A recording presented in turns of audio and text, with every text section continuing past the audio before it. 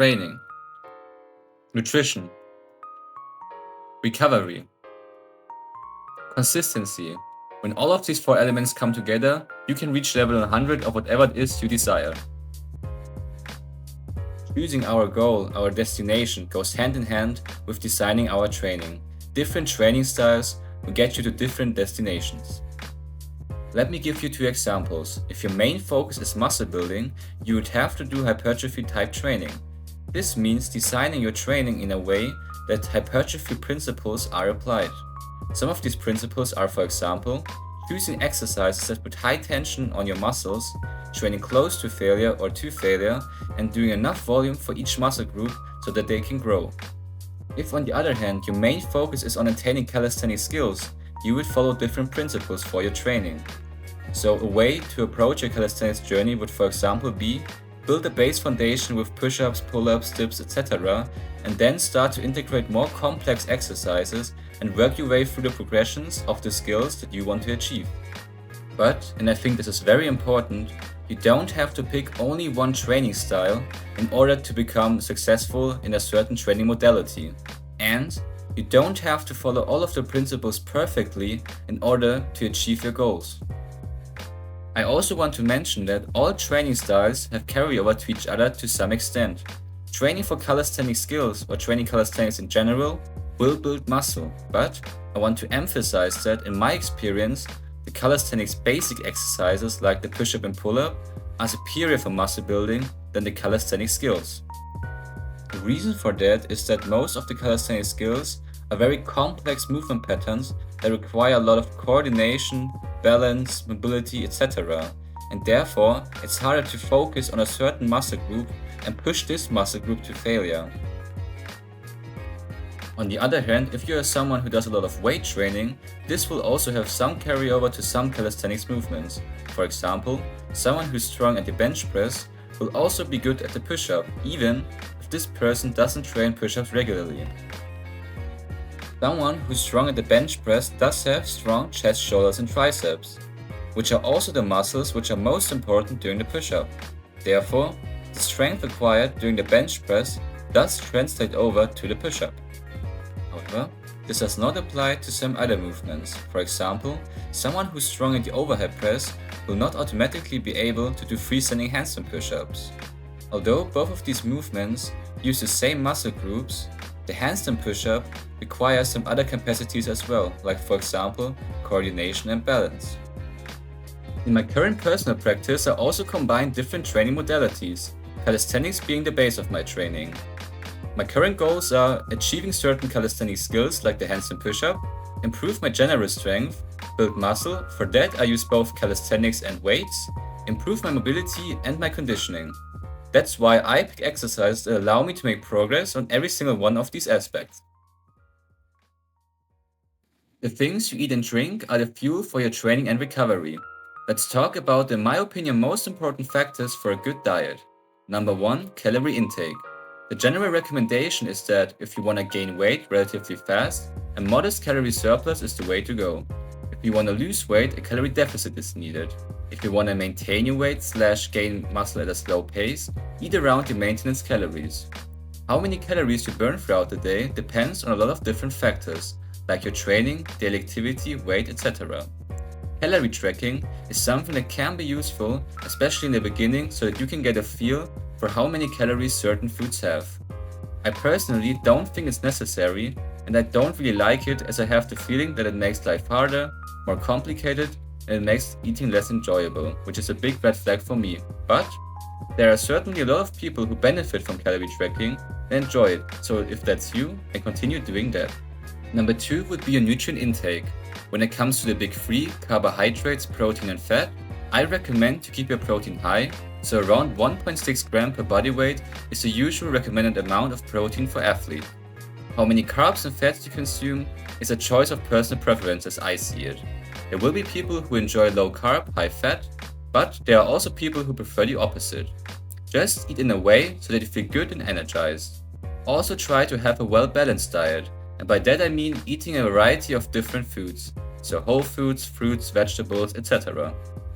Please also make sure to drink enough water.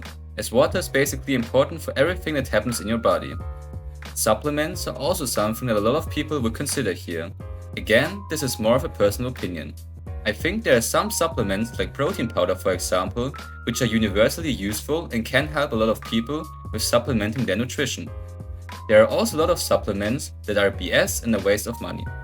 With these two things in mind, I personally think that supplements are at least a bit overrated, in particular if you're eating/are able to eat a well-balanced diet. My main problem with supplements is that they are super expensive, so I do think that certain supplements can help certain people, but the question is, how much do they help in relation to their cost, and are they then worth it? If you want to take supplements, first reflect on what you need. Protein powder would probably help pretty much anyone, as they are an easy way to boost your protein intake, and protein shakes also taste quite good in my opinion, so they could be a healthier replacement for milkshakes, for example. With other supplements like vitamins, for example, I recommend to do a blood test before, and then you have a clear picture of if you actually have a need for supplementation.